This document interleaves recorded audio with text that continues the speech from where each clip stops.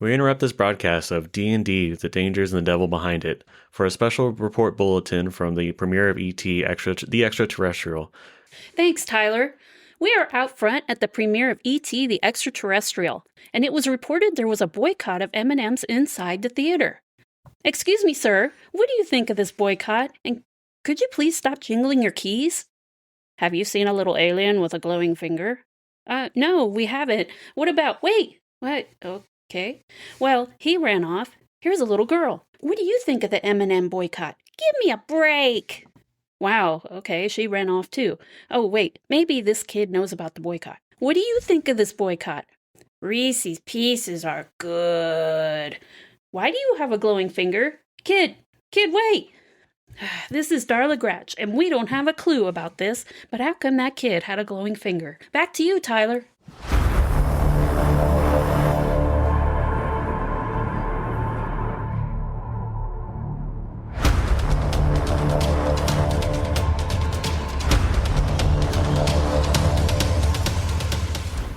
Hello and welcome to Ambling Through Cinema, the podcast dedicated to exploring the stories who shaped the creative giants in cinema.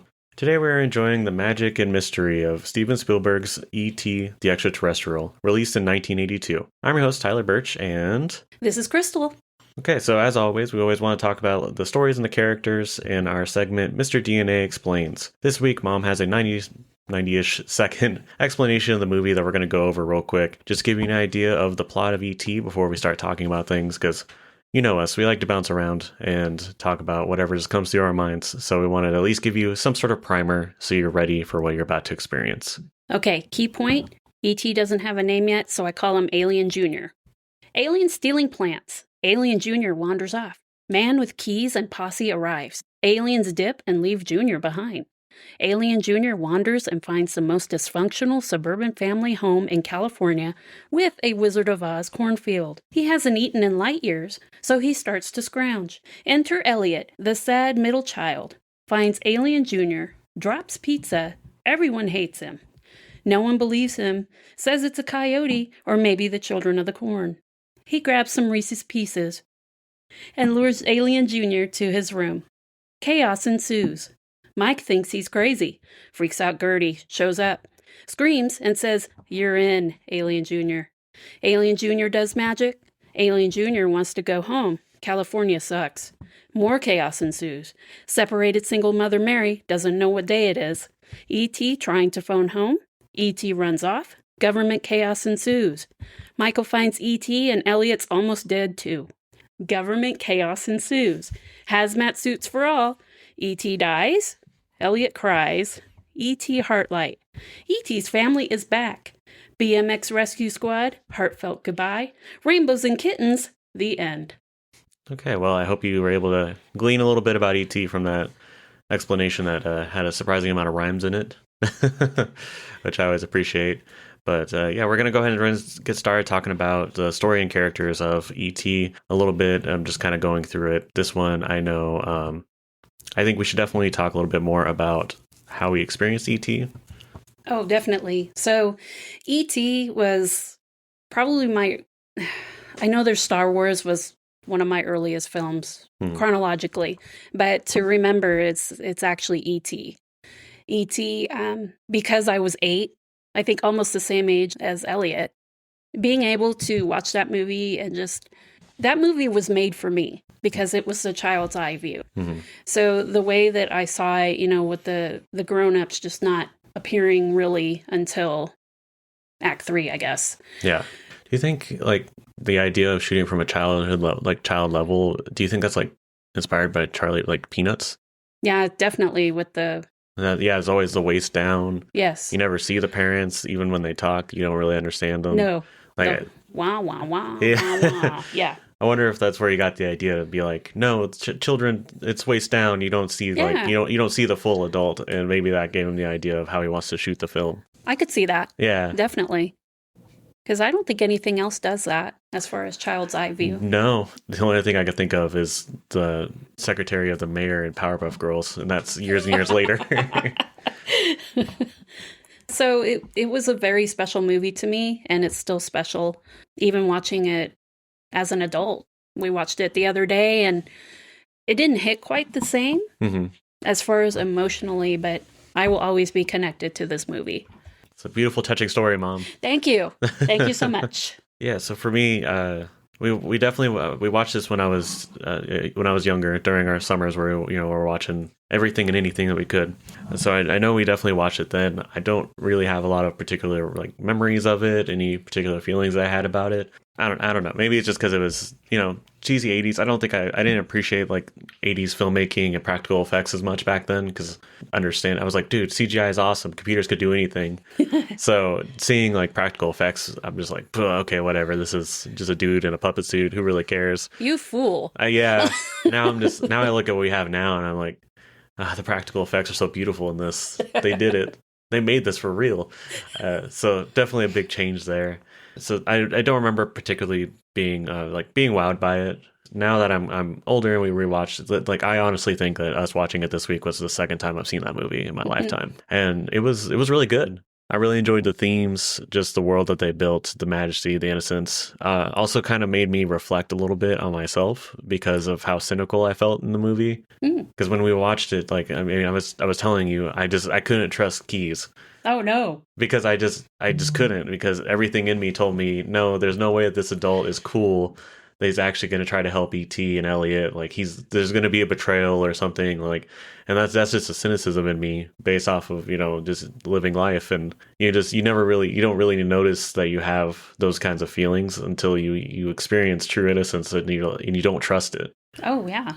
Like, that's what happens when you grow up. You lose that magical thinking that, hey, maybe this guy is okay. Maybe he does want to help me. Maybe the stranger that I only heard the keys of for the first hour.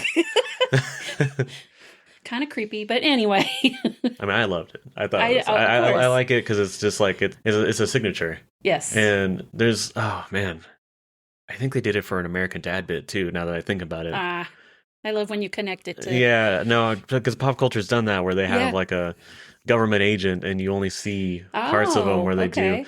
I feel like I'm trying to remember. There's this golden, like it's gold and ruby, like golden gem encrusted piece of poop that like Roger creates.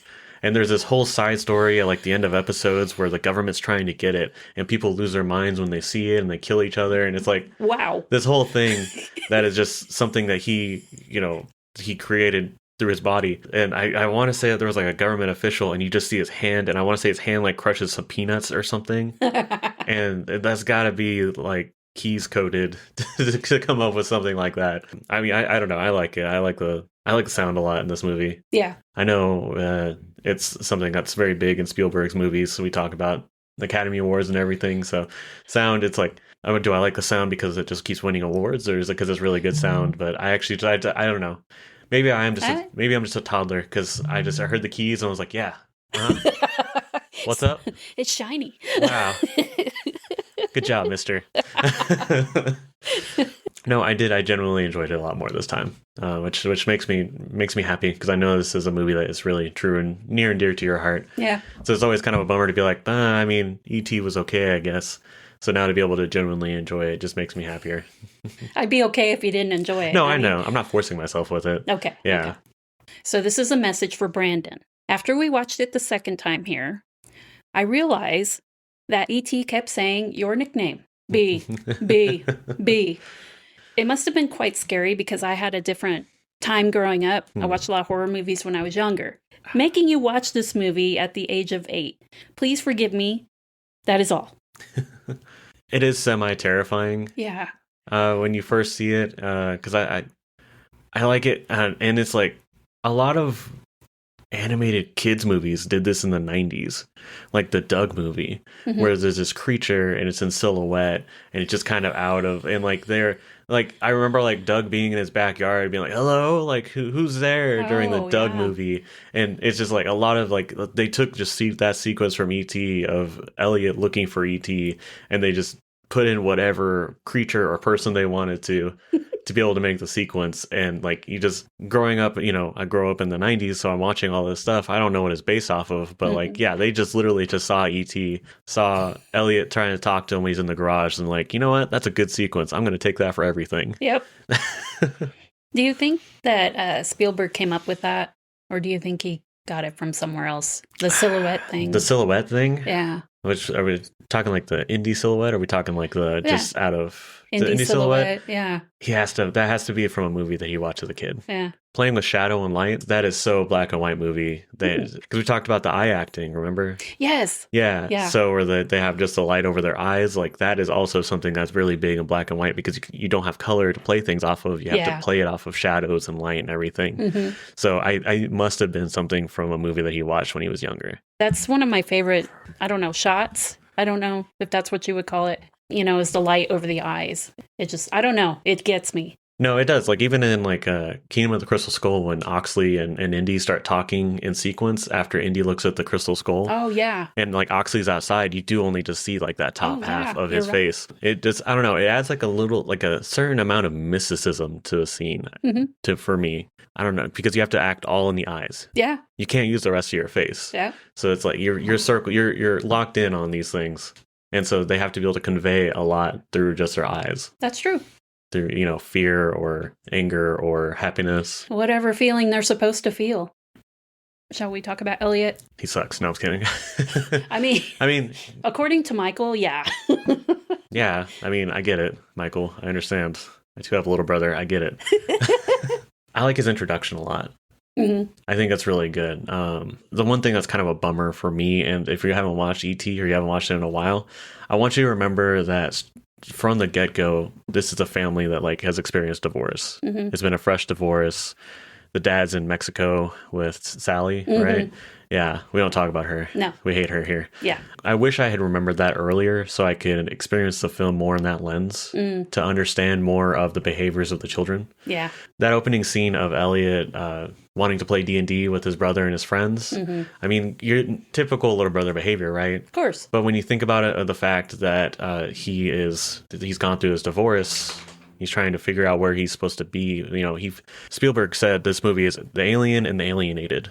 Yeah. And that is Elliott. So him wanting to participate into D&D so bad, willing to go out and be in the freezing cold, I'm guessing, well, as cold as California can get. Yes. Just to get the pizza so that way he can join. Like, that's him because he feels alienated. He wants to find a place to belong and he wants to be a part of this group. And this group is telling him no, like he can't be a part of it. Just like he feels about his family situation. So, like, I think it's a great way to establish how this kid is lonely and what he's been experiencing and why he would be so open to the idea of E.T. beyond just the fact that he's just a young kid and young kids are more whimsical. Both of us being children of divorce, we kind of relate to him, I also noticed that Michael acts like the man of the house. He does. I was actually really impressed by Michael. Yeah. He wasn't the typical 80s big brother. No. And I guess it's just because it's like that Spielberg effect, because like he produced The Goonies and Josh Brolin in The Goonies is the big brother, but he's not a jerk big brother. Right. Like you're used to in those kinds of movies. Kudos to Michael.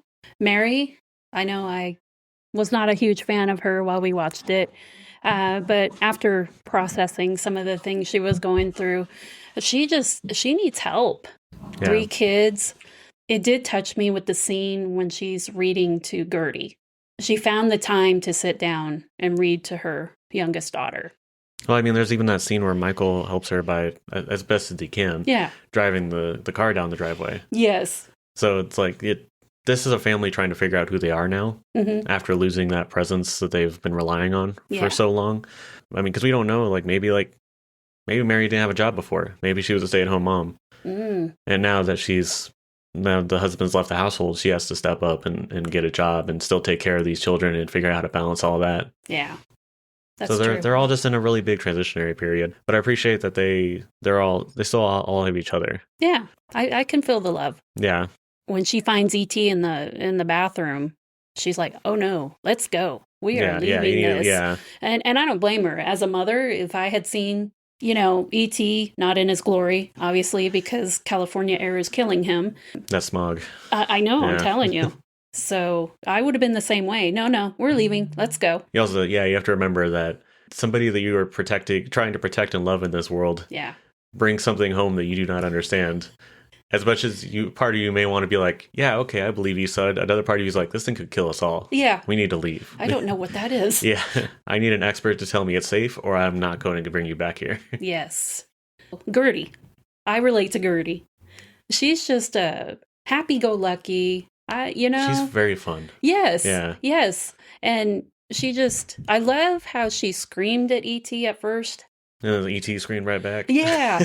And she's like, okay, yeah, you're in. I like you. Yeah. And then just started, playing with him and dressing him up. Yeah.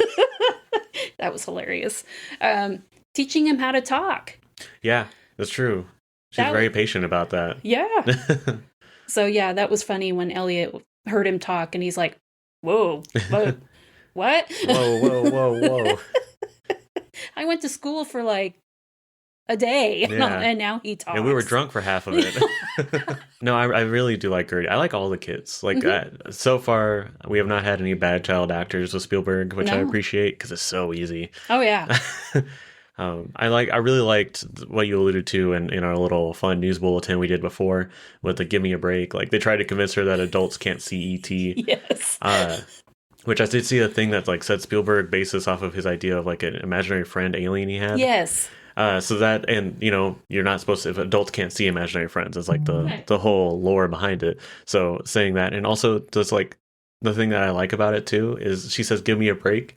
But the adults cannot see E.T. until almost like an hour and a half in. I know, you're right. So technically, they were not correct. They were not wrong.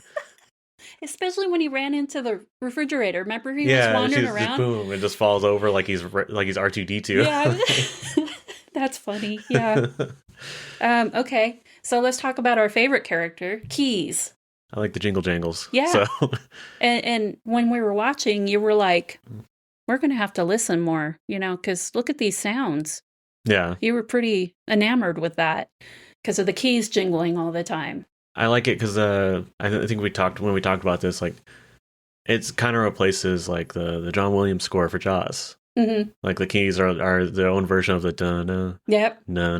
Like that, it's a herald. Since you can't use a visual as a herald like you normally would, right. Like with Raiders, the Nazis show up, and you're oh man, it's the Nazis. Like I recognize this. Yeah. But when you can only use silhouettes, you can only use waist down movements because you're trying to shoot this like a child. Yeah. You have to figure out how else can I herald the arrival of somebody that you don't know if they're good or not. Right. And so they chose sound. And that's what they did with the keys. Really, it was captivating. Honestly, kind of lost some of his mystique once I found him, once we actually met him. I know. He could have been the entire movie just off in the distance jingling his keys. And he probably would have been like a 10 out of 10 for me. That's true. So yeah, he was kind of portrayed as a bad guy. And we'll say air quotes. Yes, bad guy. Yeah. As a kid, only bad guys here are E.T.'s parents for leaving him behind. Oh, for sure. How dare you? Leave the poor little... Okay, he did wander off, but that's beside the point. He decided... I don't know if they had some kind of warning system or something. Why they were there in the first place. Do you think something got tripped or something? Yeah, maybe something. It's probably just like some throwaway line, like the satellites, or right, or something. Well, we even talked about we're unsure if he was affiliated with the government in the beginning. Yeah, because it kind of the way they did it, it seemed more like it was like Spielberg and his local militia. Yeah, likes to come in, and so it felt more like maybe they were coming in to just investigate because they saw some strange lights. Yeah, in the distance. And then later on, the government picked him up after he started talking about, hey, I saw something alien out there. Oh, maybe. And so they brought him in. They drafted him in. So maybe that's what it seems more like to me. Because he never seems like he's a part of the government. Like he's with the government there, but never like he's actually a member of it. More like a special counsel or advisor. Yeah, we weren't sure because, then he suited up, the hazmat and all that. And we're like, well... maybe he is part of the government. So it was definitely unclear. Yeah. He kind of reminded me of, I forgot his name, the sheriff from Sugarland Express. Was it the sheriff? The captain. And how he connected to Lou Jean. Yeah. Okay. So it drew a parallel because he genuinely cares for E.T., mm-hmm. and what happens to him. And usually when you see government with aliens, they want to dissect them. They want to study them. Which I think they said they were going to do with E.T. after he died. After he died, yeah. But usually they don't care. Usually they're like, whatever. But so I appreciated that they weren't just gung-ho on, oh, okay, we're going to study him. And, they were genuinely trying to keep him alive, I think. Yeah. And him giving Elliott the space to mourn. Yeah. He understood how Elliott was connected, maybe not as connected as they were. Mm-hmm. Yeah, that was I don't know. Heartwarming, yes. It turned on my heart light. Love you, Neil Diamond. Anyway, so, he just, I don't know. I really liked him. Yeah, and I mean, he's both kind of that missing father figure to that family, as well as a future Elliott could have. Mm-hmm. Because he went through in his own experience where he, whether it was true or not, saw something extraterrestrial. Yeah. And that's what led him on this journey onto this, this obsession, this thing that he was following for the rest of his life. That could also end up being Elliott. We don't know what Elliott would be like after this kind of experience. That's true. Because, you want to believe that their family is now whole and they now know how to live together and they are able to support each other in ways they weren't able to before this experience. Or, it could be he's always trying to get back into space. He's always trying to talk to ET. So definitely. It could also, it's a picture of a future that he could potentially have. So I just had a thought. What if Keyes is Barry from Close Encounters? Not time-wise, but just, maybe in Spielberg's... Like Spielberg. Okay. Yeah. I mean, no, I think that could be a really good idea because this movie was supposed to be a sequel to Close Encounters. That's true. So he's already thinking about what's that next step going to look like. That could 100% be like Barry. That could definitely be. I think that's a really good idea. That would be for it to have turned out to be Barry. Yeah. Because Keyes is not his real name. So we could even say that was Barry for all we know.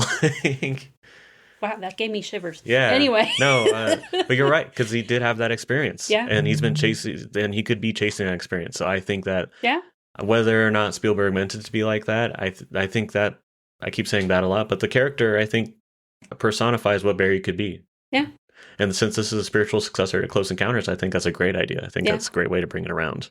Okay, we didn't talk about E.T. Right, we didn't talk about E.T. So I think E.T. is a baby. Yeah, so there was a sequel novelization they created. Story was by Spielberg, he gave them the idea, and then they kind of created the novel around it. And it was called The Book of the Green Planet. In it, it turns out that E.T. is 1,000 years old. Okay. And that they are really good at gardening, which is why they were trying to gather the plants on the earth. And E.T. was trying to warn Elliott. It was kind of remember Dare in school? Mm-hmm. Where they're like, no, you can't do drugs. It feels like that, where Elliott or E.T. was trying to contact Elliott through the lake, through water, to send messages saying, hey, you're not kind anymore. Why are you chasing this girl? In high school, you're changing, to try to set him straight. Okay. That's all I got into it, because I was like, this seems like it's going to be bad. I don't need to get into this. But yeah, so it's 1,000 years old, and you think, okay, that's old, but we don't know how long the species is. No. So they could be, just to make it simple. Yeah. They live for 10,000 years. Okay. That is the equivalent of 100 years of humans. True. So that means that the ET would be 10, same age as Elliott. Okay. But yeah, I do think he skews younger. Yeah. For sure. So I think, maybe toddler, maybe around Gertie's age. Yeah, true. That's why they were able to bond so quickly. Oh, yeah. So I think it skews like that. But yeah, so he is 1,000, but we don't know in what that means for their people. Going back to what you said about Gertie, he is so curious. He is just into everything. And I know this must be a brand new environment, obviously. And I remember you saying that he must be overwhelmed. Yes, yeah. I mean, because think about it, everything, even in the 80s when they didn't have all the technology we do now, could you imagine? This scene, the scene of him exploring while Elliott's at school, him getting drunk. Yeah, oh yeah. And then watching Elliott get drunk, which was very interesting. Saving all the frog scene really bothered me, so I was happy that he saved them. Okay, I read something about that. Oh, okay. Okay. He saved the frogs because he was feeling E.T.'s compassion, I guess, for other animals. Okay. I don't remember what E.T. was doing at that moment. But he was watching TV. He was watching TV and hanging out with Harvey, so I believe that. Yeah. Yeah, because I didn't need to see a class go out of their way to kill the frogs to do dissection. That was very odd. Yeah. So I'm glad that they saved them. But that whole scene of him just seeing everything, just got to be overwhelmed, trying to watch TV, getting the idea for the antenna, using the speak and spell. Like, this is all brand new to him. I couldn't even imagine. My brain would just short circuit. I would just probably collapse on the ground trying to figure out, like, if I was from the 1920s and I came to 2025. Oh yeah, I would just be overwhelmed and probably just crying in the corner. So, but I wonder if he had a bigger brain. We don't know how intelligent he was. Seen the size of that noggin, so true. He might be a wider brain. Wider, there you go. Yeah, and we only use 10% of our brain, so maybe he uses all of it because he could do the telekinesis and the telepathy. Yeah, watching this scene because I Bumblebee, the Transformers movie, based in the 80s. Yeah. This scene, they definitely they took inspiration from that for the scene where Bumblebee goes into Charlie's house and looks around at everything at the TV and tries to sit on the couch and puts his finger in the electrical socket. What you tell kids not to do. Well, it messed him up real bad. Oh yeah, and told the bad guys where he was. So don't do that, kids. Oh, okay. Or the government will find you. Yes, the government. See, messing with like a can of Tab and things like that. Like, that's very much, this is the scene of E.T. going around and drinking the beer and messing around in the kitchen and just making a mess in general. Oh yeah, definitely a scene that people just will always remember. As kind of like a, I don't know, alien exploration. Yeah, but in a fun way. Yeah, in a fun way. And also because think about it, this time I wasn't in the 80s, so I don't know what kind of media did we have for aliens at that time. Aliens were super smart. Alf was kind of like that cool, suave alien. Yes, he was. So you're not used to childlike wonder alien. You're not used to toddler alien, somebody that doesn't know what's going on. So this is probably a novel experience for a lot of people. Yeah. Creates his antenna, which I think is pretty cool. Yeah. Making it out of a bunch of different pieces of household items. Something that you see a lot of also in other movies. So that was always really fun. I really liked that he put a saw blade on the record player. Yes. And then to send out... So the reason why I like this is because it's a rotary phone. Then the saw blade, the notches are the numbers. So when he uses the fork with the saw blade notches and he spins it around, that is just a rotary phone. It is. So I loved seeing that, and that he had put the different because I think he put constellations into the saw blade, he etched them in there. Okay. As part of the design. Yeah. So I really liked the effort they put into trying to create this antenna for ET to use to get to phone home. The speak and spell. I don't know if you noticed, but it had symbols. Different symbols instead of letters. Yeah, I did see that. I was like, there's no programming for that. He did it. He's going to get sued by Mattel. Well, yeah. As against the warranty. He opened it up. It is now that antenna is now the proud ownership of Mattel. Coming soon to a toy store near you. Yeah, right? Yeah, I think that's pretty much it for story and characters. So now we'll go ahead and transition over. And now a word from our sponsor. Do you have a black thumb when it comes to plant care? Try the Glowing Finger Plant Care Company, and your friends will say your gardening skills are something to phone home about. Glowing Finger Plant Care Company. Our technicians are out of this world. Next up is going to be our segment, The Shark is Not Working, where we look at the behind the scenes of our favorite movies and tell you facts, honestly. All the research we put into this, the hours and hours and hours of research that I have my top men working on. All right, top man, what do you have for us? All right, here we go. We want to talk about the genesis of E.T. So John Sayles wrote a screenplay called Night Skies. So Night Skies was definitely, I think you said it was supposed to be the sequel to Close Encounters. So this is Signs. Did you see anything about Night Sky? Yeah, Night Skies, yeah. Did you see what it's about? No. Aliens attacking a farmhouse in a cornfield. Well, there you go. So it's just Signs. Okay. Yeah. So I guess they just really liked that part where Barry got kidnapped and they wanted to create a whole. And this movie was more skewed towards horror. Yeah, that's true. From what I saw with Night Skies. Yeah, it essentially just seems like it's just Signs. Oh, we like that movie. I mean, Signs rocks. Yeah. So, but when I was reading the description, I just said, okay, this is just Signs. Okay. Yeah. Okay. So Spielberg wasn't really feeling it because, he just did Raiders of the Lost Ark. I'm sure that was exhausting, and he was in Tunisia. filming, and he just, Everybody was sick. yeah, everybody was sick. That's right, the food poisoning. And so I think he just wanted to do something a little closer to home. So Melissa Matheson, who was Harrison Ford's girlfriend at the time, she read the Night Sky script, and she liked the bond between the alien and the child. And he really wanted to do something. I believe his story was called Growing Up. He kind of took the divorced suburban life from that. He shelved the rest of it for The Fablemans. The right? Fablemans. Yeah, Thank yeah. you. I blanked on the name. Yeah, so I think it's really fun. It's really cool that he was able to marry two of his ideas together and it become a cohesive film. Yeah. Because you can really feel that through line of what divorce means for these teenagers and what's happened to their family. Yeah. And also how Elliott, like you talked about with their relationship being codependent to the point where they literally couldn't live without each other. Yeah.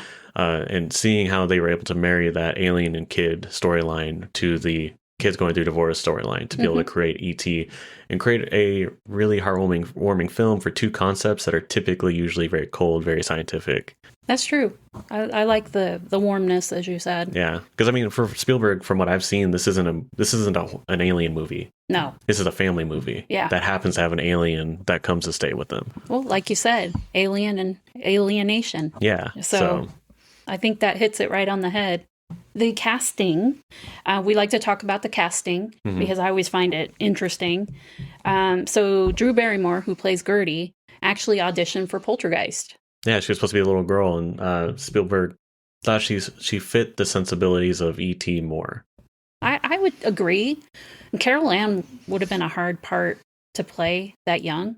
And she's got more of a naive comedic tone, which fits E.T. a little bit more than Poltergeist. And also she gets to do more. Oh, yeah. I mean, in Poltergeist, Carol Ann's gone for most of the movie. That's true. So this is really an upgrade. So he must have just really saw something in her. Oh, well, don't forget the Drew Barrymore fact about... she asked Spielberg to be her father while they were on set, and he said that he would be her godfather instead. So now they're godfathers. Nice. A godfather and goddaughter. I thought that was really fun. That seems to be Steven's wheelhouse. Yeah. His kids. So this movie actually, I don't know if we want to get into this now, but like this movie is a turning point for him in a lot of different ways from what we've read. This is the movie that convinced him he wanted to have children. That he wanted to be a father because of the way that he was able to interact with these kids and the kids in Poltergeist, because he was kind of doing double time. Even though he technically didn't direct Poltergeist, he was very, very involved in that movie's production as well. He realized he's ready for that next step as far as fatherhood, and also a turning point for his career. Yeah. Before this was all movies. So it's a quote from him. For me, E.T. was both a quintessential story of my childhood and at the same time, the end of my childhood. And it gave me the courage, based on his success, to start to tackle more adult subjects. So this is where he feels that he was able to finally start branching out into more mature material. I mean, and I know like we got The Color Purple coming up, we got The Rising Sun. Oh yeah. Obviously Schindler's List, like he never loses that core of who he was from the beginning of being a director, like Jaws, and when he comes like out with things like Jurassic Park and other movies, but like you could just see that this is him starting to take a step into an unfamiliar territory. I like how he's multifaceted. That he can do the dramas, and the horror-esque. I wouldn't say horror movies because I don't think he's done. Yeah, I don't think anything is a true horror movie. I'm going back, but I really think that he learned a lot from 1941. His first failure, his first attempt to branch out, and it didn't work. No. So he needed to kind of figure out who he was, get his mind right, and then he was able to take that next step. So once he started having, Indiana Jones, and he started doing, he did E.T., really, he finally got the time that he thought he had before he did 1941 to grow as a director, take those next steps. Yeah. Now he finally actually was. It wasn't just I'm going to do this because I think I can. It's an I'm going to do this because I'm ready to. I'm ready, yeah. I really appreciate that about him. Yeah. I mean, everybody's go through, you always have to be evolving. If you had asked Spielberg 40 years ago, I doubt he would have told you, yeah, I'm going to direct a musical and people are going to actually like it quite a bit. Like, yeah. That probably seems pretty out of left field for him, but then he did that in 2021. So yeah, there you go. You never know where your life can take you, and you always have to make sure you keep yourself open to opportunities. And he still kept that core because he was still producing the types of films that he liked. Mm-hmm. Those, Back to the Future, Gremlins, Poltergeist, a million other movies. Yes. These were all these movies are movies that are very much like what he used to do at the beginning. So he's still staying attached to what he loved what he loved about movies from the start. And that's why he's so good. Yeah. Because he's still true to his core. Which is money. No. Right? Okay. And then you were going to talk about, sorry, I know we went on the side, That's but you were going okay. to talk about Henry Thomas. Henry Thomas auditioned without the script, and Spielberg told him to improvise a scene where the government agents take E.T. Everybody was moved in the room, so that's why he got the part. But you had told me something else about that. Yeah, so according to my research, the reason why he was able to get such an emotional response out of himself and everybody else is because instead of thinking of E.T. as something as like an abstract character, he thought about his dog being taken and what that would feel like. And that was able to help him generate that emotional response to be able to move people's hearts and get the role and knock that role out of the park. Yeah. And as dog people, we totally get it. Oh, yeah, for sure. And as somebody that owns a dog that looks like E.T., I think you get it. Are you talking about Jackie? Yeah. Oh my God. That's right. In the writings. Yes. Yes. So Peter Coyote, which we know as Keys. Cool name, by the way. I know. He failed his Indy audition, which I really can't see him as Indiana Jones, but maybe it's because I'm blindsided by Harrison Ford. Yeah, he got such a large shadow. He's like, do you think anybody could? No. I think P. Coyote is in a good place as a dreamer, wanderer. Yeah. It's more scientific, like a scientist-y role. Yeah. That fit him a little bit better. So. It did. Do you know what they called the movie before to maintain secrecy? A Boy's Life? A Boy's Life. And then you said that it had some kind of production company. Yeah, I saw a still of the script that said A Boy's Life on it, and it said property of Extra-Terrestrial Productions. Please return to them. And I was like, why you guys? It's just a bunch of trolls. How could you do this to people? I am so glad they didn't have the internet so that this stuff could be leaked. Oh, yeah. This would be so bad. That might be something we need to start noting for the future, especially now that Spielberg's getting bigger, is what was this film known as while they were shooting it? Oh, I love that. Yeah. It's always something weird. Yeah. So did you want to talk about Amblin Productions? We talked recently, we talked a bit about Kathleen Kennedy and her husband, Frank Marshall, and what their role was for Spielberg as producers. They finally officially co-founded Amblin Productions in 1981. If I remember correctly, they didn't produce Indy, but E.T. was the first. I think we established that when we talked about it before. So this is their beginning of this production relationship. And then it became Amblin Entertainment. Obviously, the logo is based off E.T. and the iconic moonshot, which still looks great to this day, by the way. I know we didn't talk about it during story and characters, but like it just looks fantastic to this day. It does legitimately look like magic. Oh, yeah. So... I mean, Amblin has produced movies like Back to the Future. They produced, I'm assuming, every Spielberg film. Just going to guess on that for some reason. Yeah. Gremlins, just stuff that we've seen that we've heard mentioned recently. So this was the start of it, and kind of brings me to something else I saw where Spielberg said that this is his first personal film.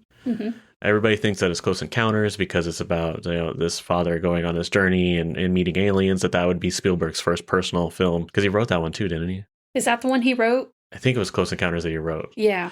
So they thought that would be, but he felt more akin to this one. Yeah. Because of the childlike wonder, pulled out the divorce from his own past. And so this movie was very real to him, and he wanted to make it no matter what. I think that's really, really important that he took that logo from this movie, because Amblin is the short that put him on the map, right? Yes. And this movie is what made him feel like the filmmaker he always wanted to be. So that's only fitting. Two milestones that he wanted to combine to remember as he continues his career, which I think is really special. It definitely is. Melissa Matheson was associate producer. Remember, she helped out with the script. I don't He, know if he she... dictated to her in Raiders his ideas, and then she came and brought him a script. Okay. A video I watched, he said it was probably one of the best first drafts of a script he's ever seen. Nice. Yeah. Okay. So he's very complimentary to her. Okay, so we talked about Harrison Ford before. Yeah, apparently he did a cameo as the principal of Elliott's school, and it was supposed to be like a waist down shot. So that's a fun little cameo. I think the only notable cameo in the movie. Nope, there was another one. Another Star Wars related one? Nope. Nope. Okay. So I read this. Do you remember the zombie doctor with the poodle? Yes. Deborah Winger. Deborah Winger did Terms of Endearment, Officer and a Gentleman. See, right now he's giving me a blank look because he doesn't know what I'm talking about. I know these are movies. I know they're movies. They are movies. I don't think she's done anything. You're going to look it up. Deborah Winger. She's the mom in The Ranch, that Netflix show that Ashton Kutcher did. Okay. So, okay. So she did do something yeah, current. Yeah, okay. Okay, now you know. Yes, yeah. I'm going to have to watch it again because I didn't know at the time. Remember, we thought it was really weird. We're like... It's very random, yeah. Some of the, I mean, because like, even like Michael was an undead homeless guy. The hobo? He was he was a hobo with a knife, which was a good bit because E.T. kept trying to heal him. And Yes, he's like, yeah. no, it's a prop, stop. Ouch. We're trying Ouch. we're trying to sneak you out of here. As a ghost, which is also a fun scene. And then we took so long to realize that Elliott was a zombie. And Yeah. the only reason why we remembered is because we forgot that like Dawn of the Dead came out a few years before that, and they had the gray face zombies. Yep. And that would have been his frame of reference. Yep. So like we had to like look that up because we were just like, what are you right now? It was very nondescript. Yeah. So something that I read, do you remember the shot, which is one of my favorite shots, through E.T.'s eyes when he was in the ghost costume? They actually put a piece of white fabric with the little holes cut eye out? holes Yeah. to shoot that. Okay. Yeah, I like that. Yeah, that's pretty fun. That's ingenuity. I love it. So we saw lots and lots of Star Wars references in this movie. And one of the biggest ones that we noticed was Yoda. Yeah, just walking right into your face. It was weird, and I didn't notice this, so I'll have to go back and watch.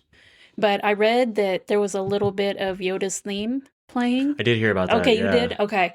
So I like that. I can't differentiate between themes very well, so that's why I missed it for sure. Well, no, we picked up on the ones in Jaws and all the rest Very of them. obvious ones. Okay, okay. If it's because so much of John Williams' scores are flowing, Yeah. and they kind of they'll have their own mix on it, but they kind of have that same through line. Yeah. I can't differentiate between that stuff. Like, Yeah. I'm just when it comes to music, I'm just lyrically not just not there.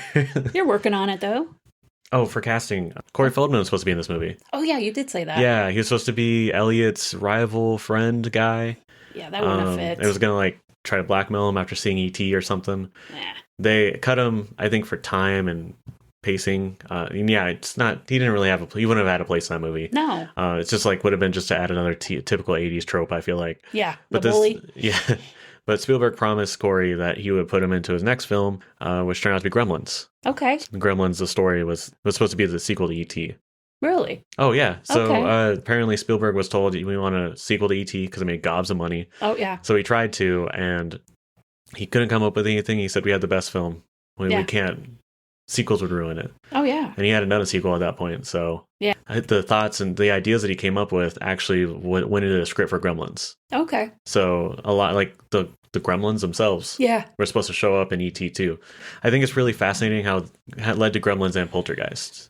And Definitely. the way that they talk about Poltergeist and E.T. being two sides of the same coin, one being the wonder, one being the horror. That's true. I think it's really cool, and it makes me see these movies in kind of a different way, where it'd be like, what would it be like to double feature these movies? Mm-hmm.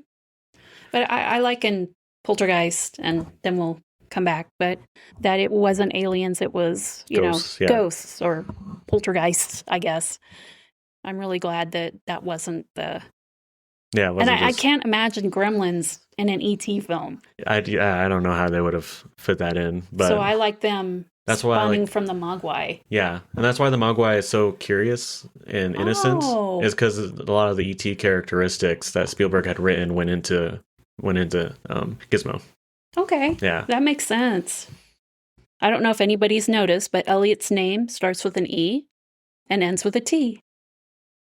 I see. It's like Emmett, the character from Twilight. Okay, but he's not E.T. Yeah, I know you're talking about E.T. Okay, so one of my favorite things, and I've known this for years, is E.T., the movie E.T., saves Reese's Pieces. Yeah. Okay, so you know that Reese's Pieces were the little candies he used to lure bribe E.T. him around, to come in the house. So the Mars company was approached. They wanted to use M&Ms because M&Ms was really popular back then. And they're like, they thought the movie with an alien would bomb. So they said no. That's crazy after Close Encounters. I know.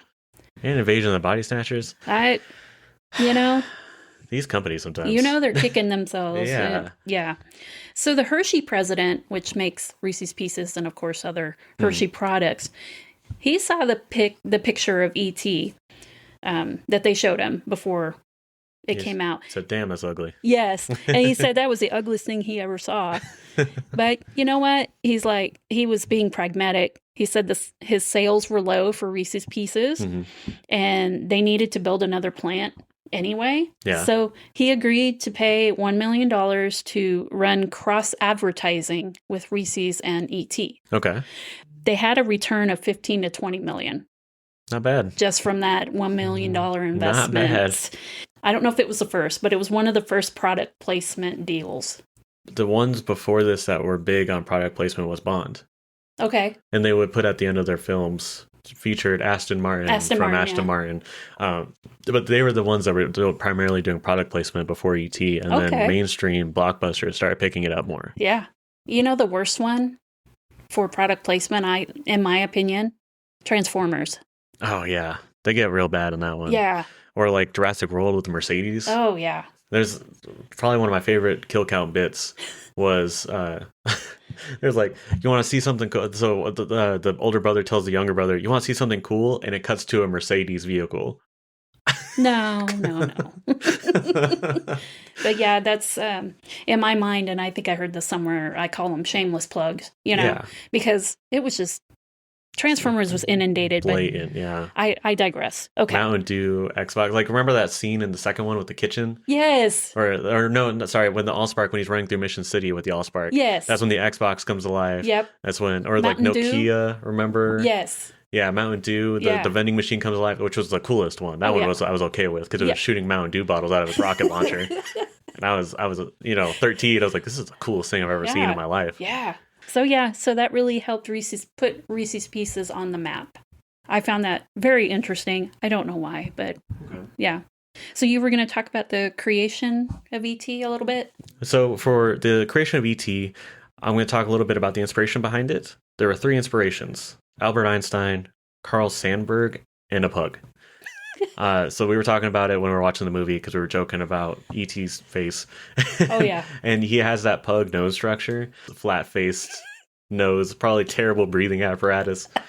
The pug, big thing they took away from it. I couldn't see what they used for Carl Sandburg into the design. They said it was his warmth of his face or something to that effect. Because E.T. doesn't look scary. Yeah. He looks thoughtful. Okay. Yeah. I don't know what they did for Albert. His eyes. Okay, his eyes. Okay. So the famous image of Albert Einstein with his tongue sticking out, they took the eyes from that. Okay. And then that's what they used. So that would have been scary. Yeah. Once they actually created the puppet, for the most part, a 2-foot, 10-inch tall stuntman was inside of it for most of the shots, which is why if you look in the movie, and I made sure to pay attention to this, for a long time, you don't see E.T. That's true. Because they're trying to make sure that they're trying to build the tension, but also to save money and time of having to put somebody into that suit.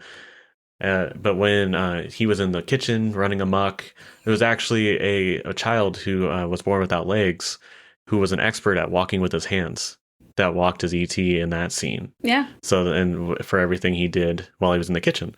And I'm assuming was also probably the one that got knocked over by the refrigerator and landed with a thud in a very humorous way. So. Yes, he did. It's really great to see how they brought this creation to life. It wasn't just normal puppetry. They actually put somebody in the suit. I think that's really cool. They did that with Yoda too, didn't they? Yeah, they did, yeah. Spielberg showed this movie to Ronald and Nancy Reagan Wow. before it got released. They invited him to the White House, and he showed them the cut of it with a bunch of other government people. Okay. And he looked over and he saw Ronald Reagan's face, and he saw a childlike wonder on it. And he knew that this was going to be a success. Okay. Because he kept thinking it was going to be a bomb. Yeah. But I wonder if he just thinks that of all of them. Probably. Or maybe the sandcastle was a little iffy on this one. Yeah, I didn't see anything about that. I think the only time we'll see it is that one mention. I'm sad. I love the sandcastles. Yeah, it will become everything to me. So to get the voice for E.T. An actress named Pat Welch, she did the voice for E.T. To get the voice, she smoked 2 packs of cigarettes a day. Wow. To get that, I'll be right here. Yeah. So that's commitment to the cause right there. Oh, yeah. That reminds me of Quinn. Remember? Quinn? Quince, yeah. Quinn from Jaws. Yeah.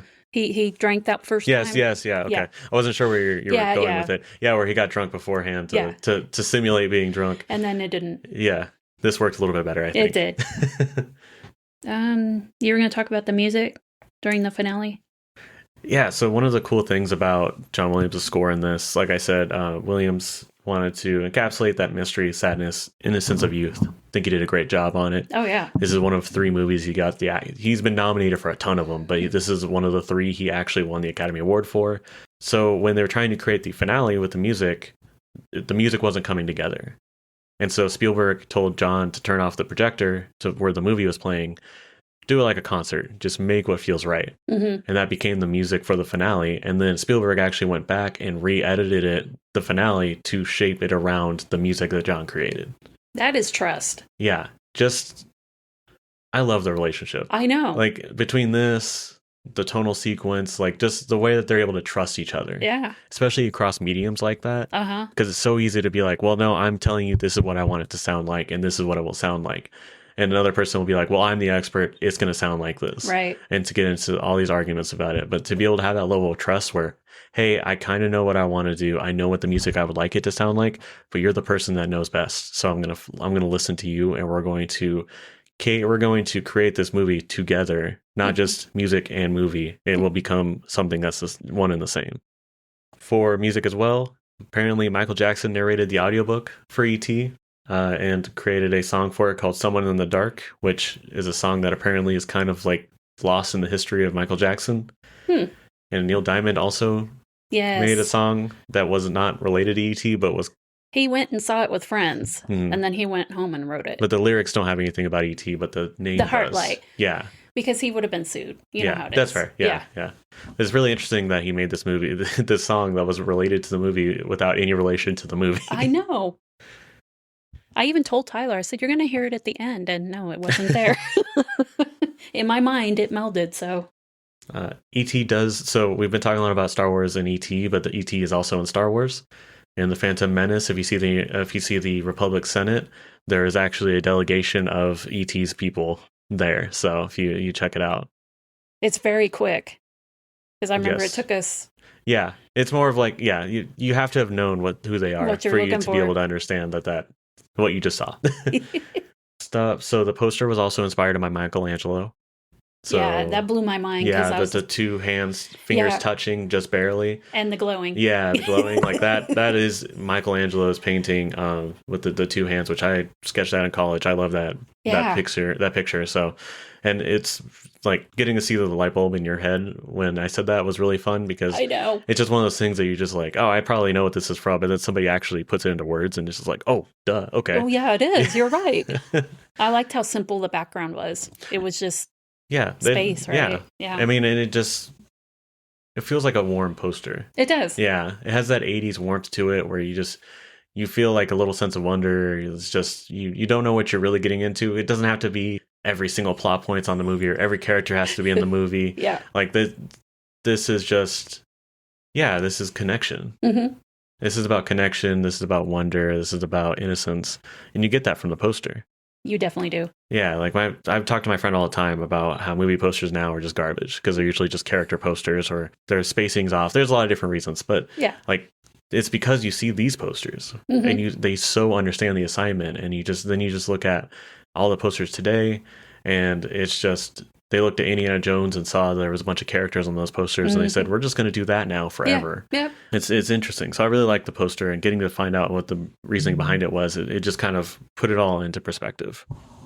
I think the only thing I want to talk about last is the Atari game that ruined the video game industry. Yeah, it did. So they created an E.T. Atari game. They had very little time to make it. It's E.T. looking for parts for his radio. There are places where you just fall into pits, and apparently you just fall into pits all the time. There's random scientists and also a detective who's dressed like Dick Tracy for some reason chasing you. That makes no sense. Yeah. I think you said that it's supposed to be, there was a different game that was supposed to be more like Pac-Man, right? Oh, yeah. Steven Spielberg wanted a Pac-Man like movie, or just not movie, game. Just see E.T. eating Reese's Pieces as Pac-Man. Yeah. It's right there. It's easy. I would have done it. Yeah, easy. But the video game industry almost went down in 1983. There are actually copies of the game buried in the New Mexico desert because it was that bad. It has become like a folktale of the video game industry about don't be like E.T., which is crazy because this movie made a ton of money. All the merchandising was huge. I mean, I watched a video and it just showed every single piece of merchandising. Insane. Yeah. Even the glowing finger light, which was very questionable in an 80s kind of way. Yes. So for this to fail that bad and almost kill the industry is insane. So never take anything for granted. No. Yeah, I think that's pretty much everything that I found about the movie. Okay. A lot to it. I mean, even just talking about the merchandising or talking about the music, like there's so much to this movie. But I think we covered essentially everything we wanted to. We did. Or we needed to. One thing before we do. Yeah. They shot this in 61 days. Wow. Yeah. Okay. So that's pretty impressive too, because they had to not only money and everything wise, these kids at school. Yeah. Like I saw Drew Barrymore was only able to work like 4 to 6 hours a day, and the guy that played Michael and Elliott's like it wasn't much longer. So right. And they shot this sequentially. Oh, that's right. Yeah, I forgot to mention that, but they shot this sequentially, so that way the kids really established a connection with the alien, which is why that final farewell is so real, because Drew Barrymore really thought she was saying goodbye to E.T. Yeah. So to be able to do that in just 61 days sequentially with school, wow. It shows how much he's come along. Well, like, he's tightening up. Yeah, he's finally understanding what parts he needs to work on as a director, and he actually made those changes. Yeah. Next week on the award-winning podcast, The E-Files, Keys, accompanied by his sidekick, have to venture into the woods and meet this not-so-friendly visitor. Tune in for episode 15, where Keys will see if he can find a kernel of the truth. But yeah, so we're going to do Sandcastles in the Sand, which is the money and milestones, something that we've been trying to do a little bit more later on. So we're talking about box office reception as well as award buzz, which with E.T., very interesting. So if you look at the box office for E.T., this movie the budget was $10.5 million. So about half of Raiders, a third of 1941, and half of Close Encounters. Okay. He had not had this small of a budget since Jaws. Wow. Yeah. This movie made $797 million. That's insane. It beat Star Wars, which was the highest grossing film of all time at that time. Not adjusted for inflation, because Gone with the Wind is unbeatable now. And it kept that record until, if I remember correctly, Spielberg breaks it with Jurassic Park. Okay. Yeah. So it holds his record for 21 years. Wow. No, sorry, 11 years. Sorry. Still. Time is time. The ratio of budget to box office, which I'm trying to track now, is 75 times the budget. Oh, wow. So easily the highest amount. Jaws is the second closest with 55 times, with its budget at $9 million and then $495. Goodness, that's a lot. Yeah. So as far as box office rankings for total, it's number one. Yep. Box office rankings for ratio, easily number one. I don't know, because his budgets are going to get bigger and bigger if ratio is going to get beat. I think this is going to be the highest grossing as far as ratio comes. Total, obviously, we just said that it will be beat at some point by Jurassic Park. Of course. But yeah, so that's where we stand with box office. Pretty insane for a movie that he thought was going to fail. And on paper, you would think it would. Oh, yeah. Now, for the Academy Awards, it is nominated 9 times, same as Raiders. Okay. I'm going to go back in and fill the information in for any possible nominations for the other movies at a later date. It's just something that we're trying to just kind of codify right now. It won 4. 4? Yeah. technically ties with Raiders. Depends on if you count the special achievement award it got Okay. as like an Oscar, because it's not an actual category. It's just kind of like you did good on sound effects editing. Yeah. Good job. Yeah. So technically it ties. So it was nominated for music, visual effects, sound effects editing, which I think they actually created after Raiders. Okay. Because it was a special award in Raiders the year before, but now it seems like it's an actual award. Okay. I don't know how to look up Oscars history, but and then it was nominated for Best Picture, Director, Original Screenplay, Editing, and Cinematography. Okay. So a lot of the same ones as Raiders was nominated for. It won Best Music, like I said. Second one that John Williams got. First one, I believe, was Jaws. Okay. And then he's only won 3. So. Oh wow! So we only have one more. Yeah. Oh. He deserved all of them. I know. The nominations are insane. Yeah. He's got like 60 nominations. Wow. Yeah. Best visual effects, naturally. Best sound, naturally. Yep. Best sound effects editing. So, yeah. All of it makes a lot of sense for why it won. I think the only thing it didn't win that Indy did was art direction, and that's just because E.T. is not a period piece where production design is going to be a really prevalent thing. It's just a suburb with a mysterious cornfield. Yeah. That is just there, even though it's California. I know. Which was an homage to something, right? Wizard of Oz. Wizard of Oz, yeah. Yeah. But yeah, so those are the Academy Awards. It won 4, nominated for 9. Pretty good amount. So that's the money in Milestones. All right, so for my Letterboxd review, I gave it a 4. Same tier as Indiana Jones. Like I said, I really liked it this time. So I really, it really vibed with me in a way that it didn't before. So that makes me happy. Yeah. So my review is this movie is essentially a child finding a cool stick and then getting lost. Nice. Yeah. Okay. Because remember he went to go look for he grabbed that little tree. He did. Yeah. That's why he got little lost. Little ugly tree. Yeah, the little shrub. And then he came back. At least he came back with cool flowers. So yeah, exactly. He was able to look at his gardening parents and be like, "Look, you can be proud of me. I know I've been gone all this time, but look what I found. Look at the pretty flowers. I made these. Well, kind of. I made them bigger." But yeah, so that's my Letterboxd review. If you want to follow me on Letterboxd, remember it's Birch94, BURCH. Not like the tree. Okay, so next up's going to be our ranking. Mom, why don't you go ahead and tell us your ranking? Okay, so no surprise, E.T., just for sentimental reasons, is number 1. Okay. And then Raiders. I was really wondering if you were going to go E.T. number 1 or not. Yeah. Like I said, nostalgia, personal. Yeah. So after E.T. is Raiders, like you said, then Jaws, Duel, Close Encounters, Sugarland Express, and 1941 just hanging out in that rear. Yes, it is. So what about yours? So for me, Jaws is still number 1. Like I said, till 93, probably not going to change. Raiders of the Lost Ark is number 2.